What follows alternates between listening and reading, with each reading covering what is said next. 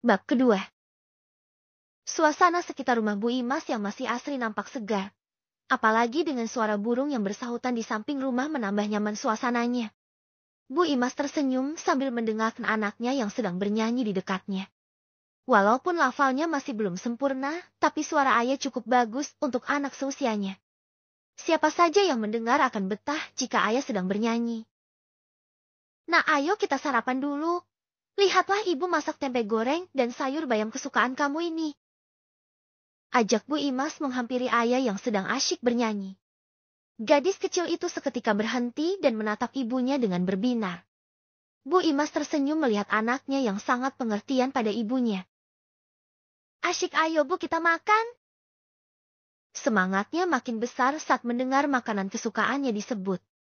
Dengan telaten Bu Imas mengambilkan nasi dan lauk yang dimasak pada piring anaknya. Habiskan ya, Nak.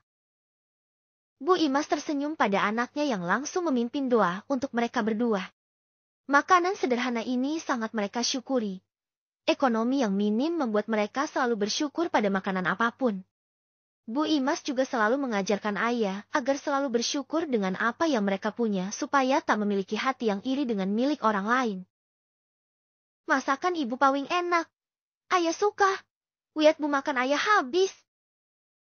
Tunjuknya pada piring kosong di depannya. Wah, anak ibu memang hebat. Ibu habis ini mau bekerja, Nak. Mau ikut atau menunggu ibu di rumah saja? Tanya Bu Imas tersenyum senang. Ayah mau ikut ibu ya? Ayah bosan di rumah terus. Lajuknya dengan bibir yang dimonyongkan ke depan. Baiklah, ayo ikut ibu, jangan ngambek ya. Cantiknya anak ibu akan berkurang jika bibirnya seperti itu. Ucap Bu Imas yang gemes dengan anaknya. Hehehe, ayo Bu, kita berangkat. Ucap ayah semangat. Maafkan ibu, Nak. Di saat anak lain bermain kamu justru lebih suka ikut ibu bekerja. Semoga nanti jika ibu pergi ada orang yang mau menjaga kamu lebih baik dari ibu. Maafkan ibu yang belum bisa memberikan makanan enak setiap hari. Batin Bu Ias menatap dalam anaknya dengan sendu. Ayo, Nak. Mereka berdua langsung keluar rumah mengunci pintu dan mulai berjalan mencari botol bekas yang bisa dijual lagi. Tak lupa Bu Imas juga memakaikan topi agar anaknya tak kepanasan.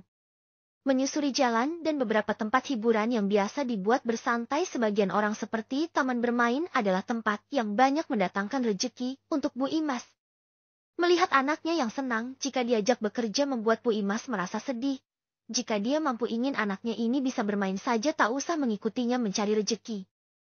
Karena ekonominya yang rendah membuat anaknya harus bisa menjadi dewasa sebelum waktunya. Buk, ayah ke sana biasanya banyak botol bekas. Ucapnya riang sambil berlari ke tempat yang dia tunjuk. Hati-hati ya, jangan lari nanti kamu jatuh, Nak. Ucap Bu Imas sambil melihat anaknya pergi. Iya, Bu. Bentar kok, Bu. Jawab ayah. Tak terasa hari sudah terik. Ketika melihat kantung yang dibawa sudah lumayan banyak, Bu Imas mengajak ayah untuk ke tempat pengumpul barang bekas. Dengan langkah riang mereka langsung menuju tempat Pak Cepto. Sampai di sana sudah ada beberapa orang yang juga sedang mengantri. Bu Imas yang melihat menyuruh ayah untuk menunggunya saja di bawah pohon agar tidak kepanasan. Setelah mendapat giliran dan dihitung, Pak Cepto menyerahkan uang hasil hari itu pada Bu Imas. Loh, mana ayah, Mas? Kok tidak ikut? Tanya Pak Cepto sambil menyerahkan uang. Itu saya suruh neduh di bawah pohon, Pak. Kasihan panas sekali hari ini. Terima kasih, Pak, saya sekalian pamit mau belikan ayah ikra buat dia mengaji nanti sore. Mendengar ucapan Bu Imas membuat hati Pak Cepto tersentuh. Ya sudah, ini buat ayah, mah. Jangan ditolak, aku akan marah jika kamu tidak menerima uang ini. Buat dia jajan. Pak Cepto kembali menyerahkan uang berwarna biru pada Bu Imas. Pak, ini terlalu banyak. Saya tidak enak.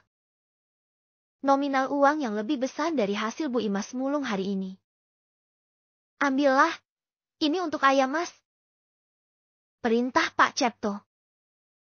Terima kasih, Pak. Bapak sudah banyak membantu saya selama ini. Ucap Bu Imas terharu. Tak usah sungkan. Saya suka anak kamu yang pekerja keras itu. Ucap Pak Cipto. Iya Pak, keadaan yang memaksanya seperti ini. Saya pamit dulu, sekali lagi terima kasih atas semua yang Bapak berikan pada kami. Semoga Allah membalas dengan lebih lagi pada Pak Cipto dan keluarga.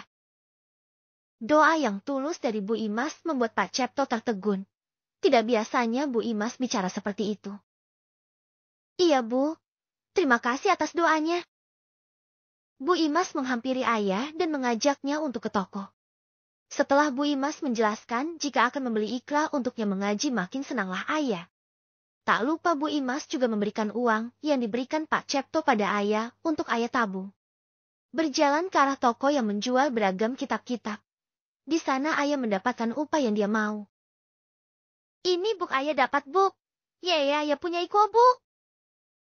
Dengan senang Sia memeluk buku ikro sambil berloncat-loncat bahagia. Bu Imas yang melihat juga ikut senang anaknya begitu bahagia mempunyai buku itu.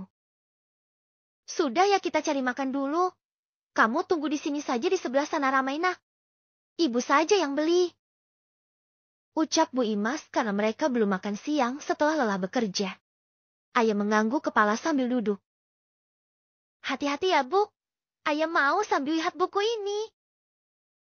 Jawab ayah senang dengan senyum manisnya. Bu Imas yang sudah akan pergi justru berbalik pada ayah kembali. Iya nak. Harusnya kamu yang harus hati-hati nak. Maaf jika ibu hanya bisa merawat kamu sampai sini. Jadilah anak yang baik dan tegar dalam keadaan apapun. Sesulit apapun nanti kamu tidak sendirian, kamu punya Allah yang selalu ada di hati kamu.